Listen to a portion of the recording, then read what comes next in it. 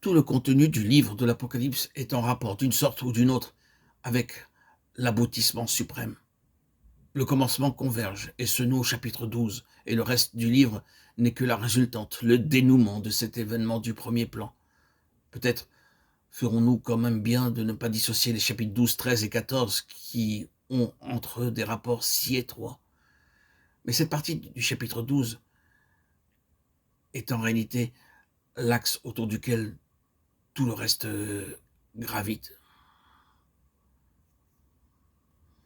Relisons ce passage. Une voix se fait entendre dans le ciel, disant maintenant le salut de notre Dieu est arrivé, sa puissance et son règne, et l'autorité de son Christ.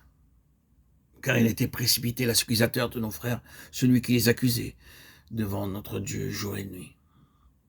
Et ils l'ont vaincu à cause du sang de l'agneau et à cause de la parole de leur témoignage. Et ils n'ont pas aimé leur vie, mais ils l'ont exposé à la mort.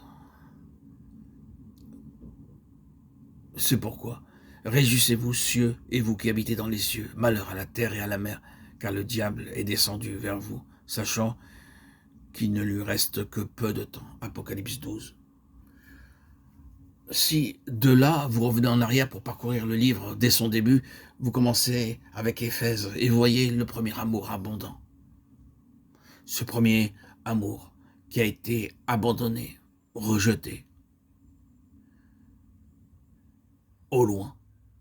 Ce que j'ai contre toi, c'est que tu as abandonné ton premier amour. Vous voulez une explication de cet abandon du premier amour? Et vous découvrez qu'elle ne doit pas être cherchée dans le simple déclin d'un enthousiasme, mais bien dans un antagonisme spirituel raisonné.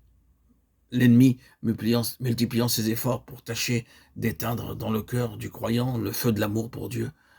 Vous savez bien ce qu'il en est du véritable amour pour le Seigneur. Il ne s'en va pas ainsi de lui-même. Et l'on n'y annonce pas de propos délibérés. Il faut plus que cela pour le faire disparaître. Il ne succombe que sous une pression extérieure. Adversité, lutte, découragement, tactique d'épuisement, savamment calculée par l'adversaire. Pour ne rien dire de ses insinuations et de ses trompe-l'œil sans nombre. Le piège du monde, la séduction du péché. Et cette opposition constante, terrible et systématique qui nous barre parfois le chemin des obstacles naturels, cela. Des questions de caractère. C'est bien plus loin qu'il faut chercher l'instigateur de toutes ces choses. C'est contre le trône de Dieu qu'elles sont dirigées, contre cet objectif suprême qui est maintenant devant nous.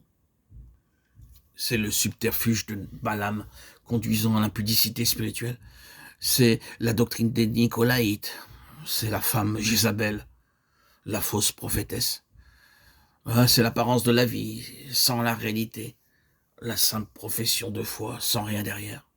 Ce sont les protestations de ceux qui se disent juifs et ne le sont pas, mais sont une synagogue de Satan. Et c'est enfin la tiédeur de Laodicée.